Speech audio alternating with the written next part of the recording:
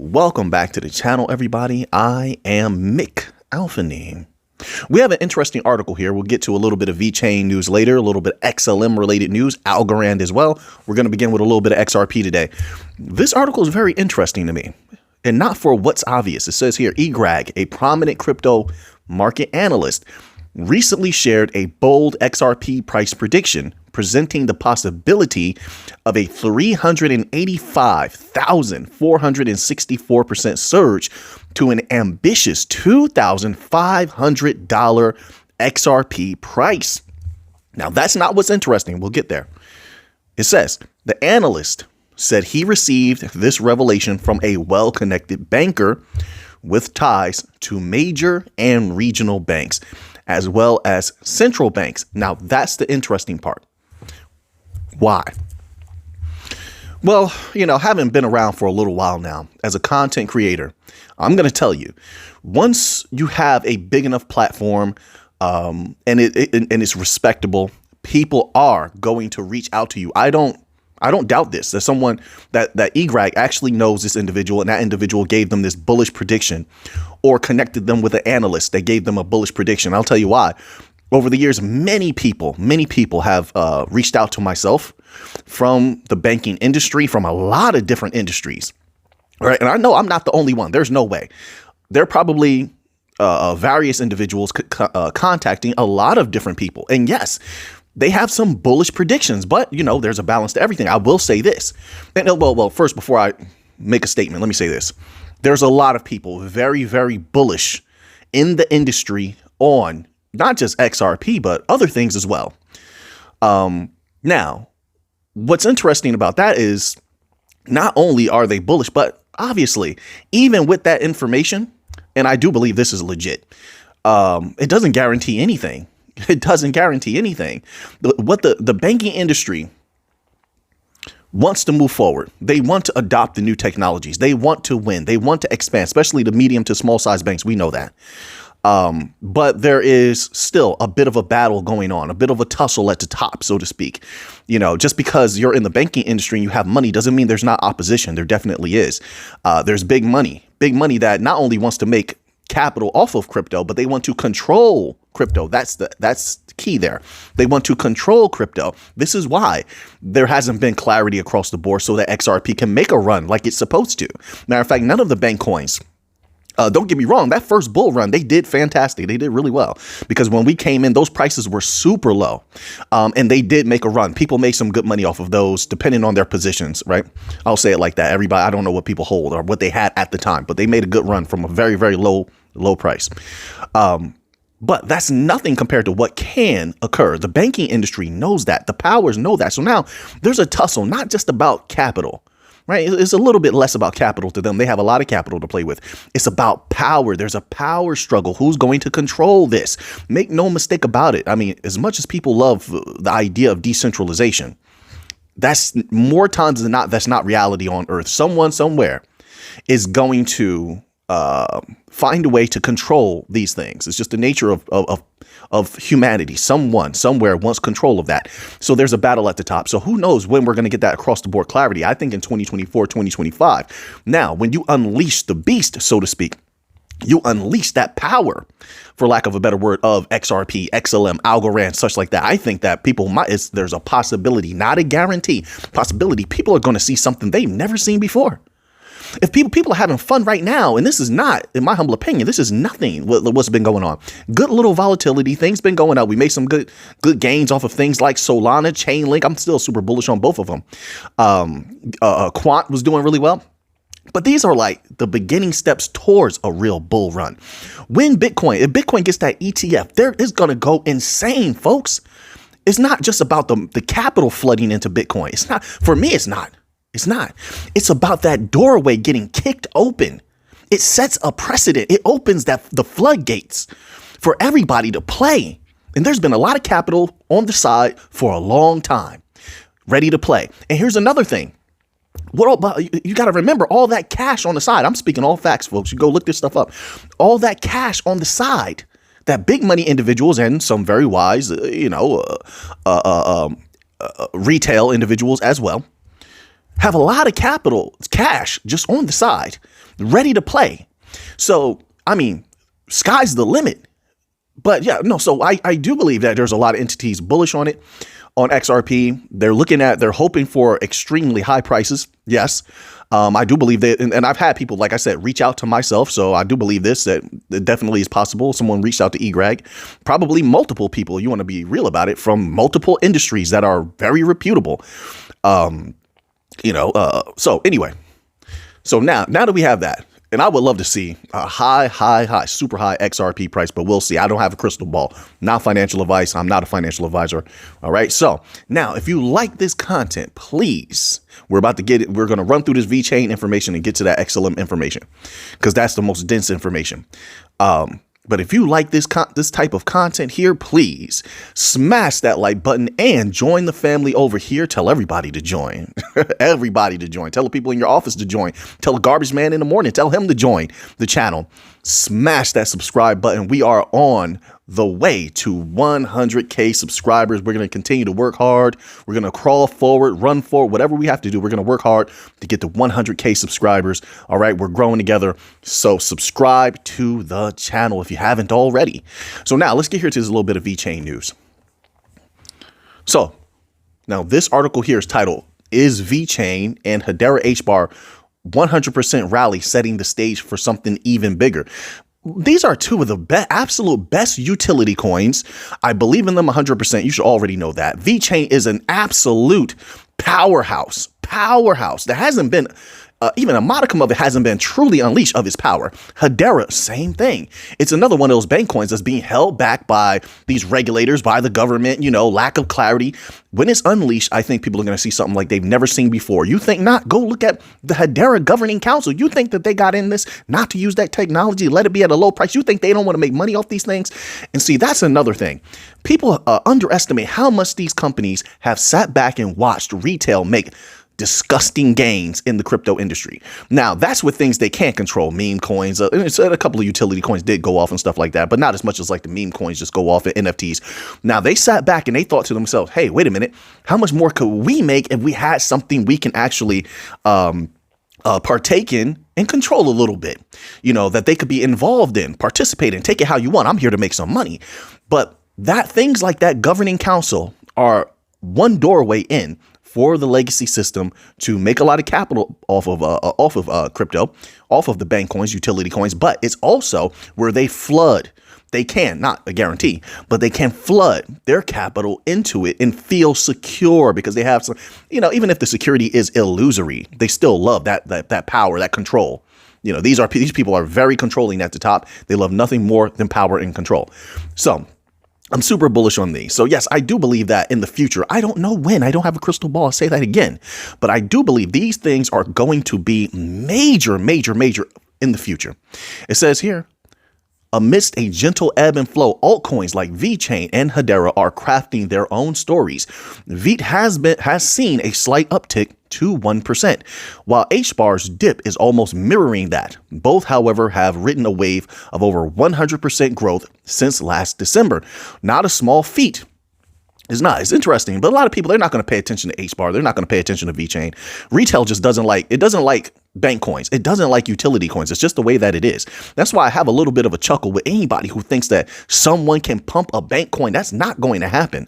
That's not. But I have a little bit of a chuckle every time someone,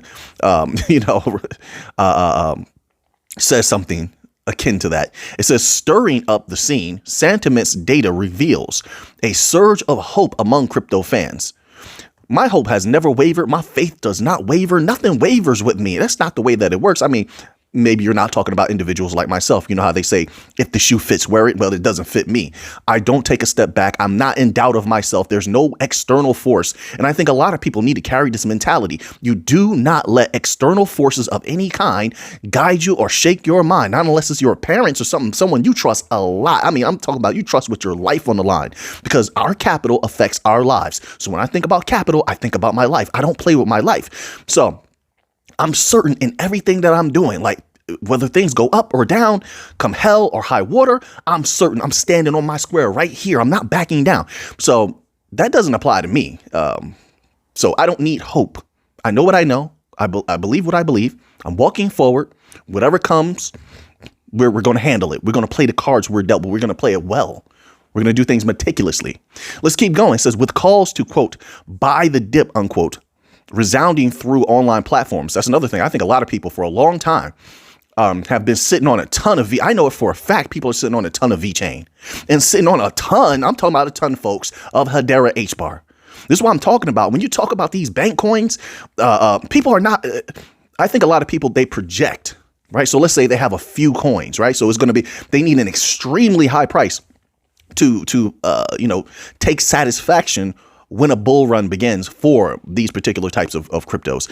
But some people have for a long time, they have run their, whether they're running their business or they have a job, it doesn't make a difference. They stack their cash. They're very, they conserve their capital. They don't waste their capital, and they just keep investing in things they believe in. So over time, they have accumulated a ton. So now it doesn't take an insane price. Will they love an insane price for a variety of the bank coins? Yes. Can the bank coins, despite what people hope, go to a very high place? Yes. It doesn't depend on what people think or hope. But because they've stacked and stacked and stacked and they've never wavered, it doesn't take an insane price for them to have very, very delicious, respectable, good gains when the time comes. You get what I'm saying? It says, with calls to buy the dip resounding through online platforms, all this buzz points to a crypto scene that's ready to jump into action. I agree with that. Let's move on here. So now this article here, I'm beginning to like Raoul Pal. I am. I never disliked the individual, but I don't keep up. A couple of months back, before I bought a large amount of Bitcoin, I didn't make it my business to listen to a lot of the Bitcoin maxis as such. I'm more into like deep research and things like that. Of course, I come by way of things that are not deep, but that's just, you're going to come by way of those things as you're trying to find something that's significant. You know what I mean? But now that I have some Bitcoin for a few months now, and I've been keeping up with it, I like a lot of what Raoul Pal is saying. Anyway. This article is titled, Former Goldman Sachs Executive Says Crypto Bull Market Barely Started. Barely. This is what I would say. I've been saying this for a while. People haven't seen anything yet. The time is coming where they're going to unleash the floodgates. It says, unveils massive Bitcoin forecast, which is great. Let Bitcoin thrive. That capital will flow out of Bitcoin into other altcoins. Some of them, I'm going to give you an example, like Quant, for example.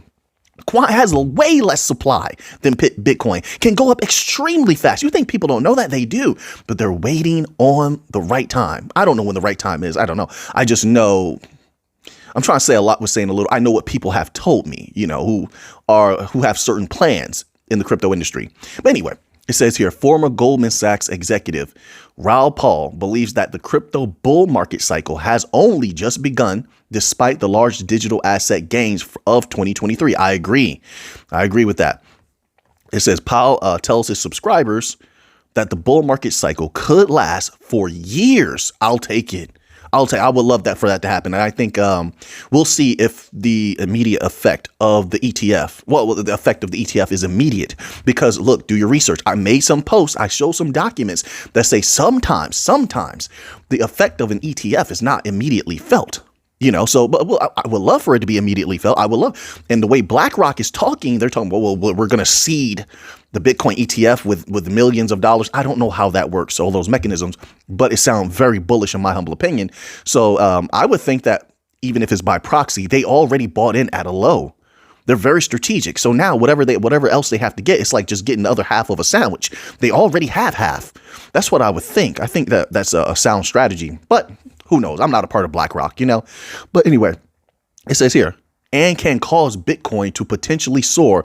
Wow, this is the most bullish I've heard him say, but maybe he said this before, to a high of $1 million by 2025. Whoa, holy smokes. All right, Raoul. He's super bullish. I'll take it. I definitely will take it. It says, here's the chart. Oh, they have some charts and things like that. So yes, I do agree with that. The bull run is just beginning. And I think, once again, it's going to be way bigger than what people are anticipating. Could I be wrong? Sure. But that's just what I think. Not financial advice. That's just my humble opinion. So now let's go here to Algorand. Let me get this little Algorand in. I still believe in Algorand. I like what they're doing. They continue to move forward. They continue to build, So anyway, this was from a Google search that I did, and it says Algorand Technologies, congratulations to TravelX on their partnership with Viva Aerobus, a leading green airline based in Mexico. All of that green stuff is going to come in handy in the future. It depends on who's in charge politically, unfortunately. But I'll tell you what, a lot of the powers that control the politics, World Economic Forum and, entities like that, World Bank and such, they want this type of technology. So there was a document, actually, and this leads me into the XLM information. Actually, this is great. There's documents, multiple government documents about using so-called, distributed ledger technologies for green things, And it's deep. And I can tell by reading it, it's a doorway in. It's a doorway where they can come in and use DLT without the public being too much against them, because what they want to use it for 100% has to do with control. One of the biggest sections in a PDF I just read earlier today was about traceability. Listen, they're coming for these respected secure chains. I'm telling you, they're coming for them. So it makes sense that they're all including this verbiage into what they're doing. It says it's an airline based in Mexico. They will be working together to convert tickets into digital assets on the Algorand blockchain. All right, so that's really good. And I expect big things out of Algorand again. A lot of people may say, oh, well, Mick, nobody believes in Algorand anymore. I do. I don't care what other people say or do. I don't live my life by that. I know what I know. I know what I believe, and I'm going to keep walking this way. I don't follow the crowd. If the world spins in a circle, I want to learn to move backwards. If everybody's looking left, I want to look right. I'm going to know what's left also, but I'm also going to look right, and I'm going to make my own decision. And people didn't believe in Algorand the first time. When we first got here on the channel, the bull run had not started. Everything was super low. People told me Algorand was trash back then. It was low. And then it went boom, boom, boom. Go look at those charts from the beginning of 2021. Go look.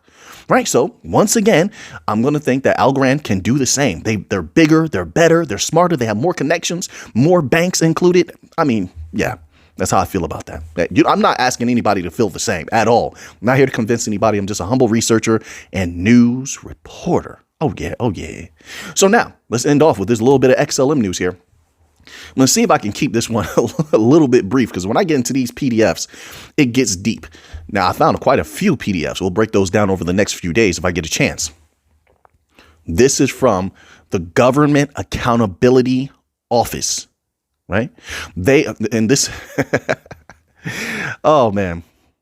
You see how Stellar's been so close with the U.S. government over the last few years? Multiple panels, phone calls, documents, letting them know we have what you need. You heard me say this in other videos. And then look how bullish they sound. You see, when it comes to the public, a lot of times the government may sound very bearish on crypto, right? That's what they want the masses to believe. But in PDFs like this, it shows you they're super bullish on DLT technologies. Now, if they're super bullish on it and they want to use it, especially smart contracts, that's another thing, which is why I believe Stellar is rushing and has taken their time. I won't say rushing. I think now I look at it as they're ready to get it out. Maybe I shouldn't phrase it as rushing, but they've been working hard on their smart contract platform and perfecting it. But who's it for? Of course, it's for all the big money companies, but it's also for that government that they've been getting buddy with. Look at this verbiage here from this document. And it says blockchain combines several technologies to provide a trusted doesn't sound like they're bearish on blockchain. Sounds pretty bullish. Tamper-resistant record of transactions by multiple parties without a central authority such as a bank. You see all the problems that these banks are having, especially with regulators. Then they had to add new regulations and such, which the banks are not happy about. They will in the future enforce those types of things through smart contracts and other technologies. Other mechanisms of these technologies. I believe that firmly. They continuously talk about smart contracts in these PDFs. Let's keep going. Blockchain can be used for a variety of financial and non-financial applications. This is exactly how Stellar talks. Don't get me wrong. Ripple and XRP has a relationship with the government as well. Algorand does. Zenfin does as well. But Stellar has been the most consistent. They're constantly the way that they work with the government constantly. That's what leads me to one thing that leads me to believe they want to be that layer base of the new financial system. It says a variety of financial and non-financial applications, including cryptocurrency, supply chain management. And of course, they want to know where everything is going. Nothing will be missing anymore. It's going to be hard for people to take something, make it go poof, especially money. Like, look at the, you know how those trillions keep going missing at the Pentagon, right? And this, we've covered multiple audits. The Pentagon has been failing most audits. Well, somebody wants to know where that money is going, right? Just as an example, okay? They're going to use it for things like that. So it says here, and legal records is getting serious. GAL, the Government Accountability Office, found that blockchain is useful for some applications, but limited or even problematic for others. Yeah, they're not worried about that because they know exactly how. Here's the thing. When you read multiple documents, you see that anything that they believe is problematic typically is not. They're going to use that as a guise to control other things. You know, oh, you're doing this activity, we got to control you. They're using that as a control mechanism. But also, any of these other legacy system offerings, sort of DLT, which is vastly superior, but DLT and the legacy system offerings sort of hold each other up. Like, you know, this is the way that they formulated these specific offerings. If you look at how they work, right, it leaves room. The new financial system leaves room for the legacy system. This is why Stellar in those recent documents was saying, hey, we're not here to replace you. They reiterate that. We're not here to replace you. We're here to help you. They go hand in hand. It says blockchain has many potential non-financial applications. For example, it could be used to organize supply chains, create less hierarchical organizations, and document title registries for real estate. However, most such efforts are not beyond the pilot stage and face challenges. Now, there's another thing I really firmly believe. When they roll out regulations, most of crypto is going away. That has not changed in my mind. They're going to organize it where only their favorite cryptos, the ones closest to them, the ones beneficial to them, those are the only ones they're going to allow to survive. This is why they're dragging them through all of this fire before they roll out some sort of across the board regulations, which now you hear the Bank for International Settlements, you hear the Monetary Authority of Singapore calling for, right? So in that special class of respected DLTs that can work with the government are Ripple, XRP, Stellar XLM, Algorand is in there. I think Zenfin would be in there. Quant would be in there, but I don't think Quant has to work with the U.S. government, honestly, to really win, but they could. There's a couple of other ones in there already working with the government. I'm not going to name those, but a lot of you know who I'm talking about. So only a few are going to win. Only a few are respected. Chainlink is in there. Solana is in there also, right? They've done their job. They've done well. And multiple articles have come out super bullish about Chainlink expanding itself into the financial system. So you have things like that. I think, I'll close out with this. All right. I'll close out with this. And this is why this year, Stellar has made a big push in letting all of these panels know, all of these banks and governments know we have interoperability. In this document and in another document, I probably posted that a little earlier, they're constantly talking about how they don't have interoperability. We keep hearing that. And Stellar has made a push this year to let them know we have interoperability for you. Stellar won't be the only one that wins, but can, I'm not saying will, but can be one of the biggest winners when it comes to interoperability. All right. So now that you have that information, what are you going to do with it? I know what I'm going to do with it. So until next time, let's get to the money.